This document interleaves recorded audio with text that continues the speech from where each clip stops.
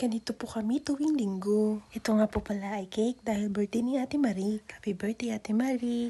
Meron din po pala kaming adobo. Ayan. Ito po, meron din pong sinangag, talong at longganisa. Ganito po mag-fellowship para ng Noche Buena. Yan po uli ang cake. Silipin po natin. Wow! Sahog na may konting menudo. Meron pa pong nakabox, abot hanggang medianoche. At hindi pa po natatapos, meron pa po tayong pininyahang manok.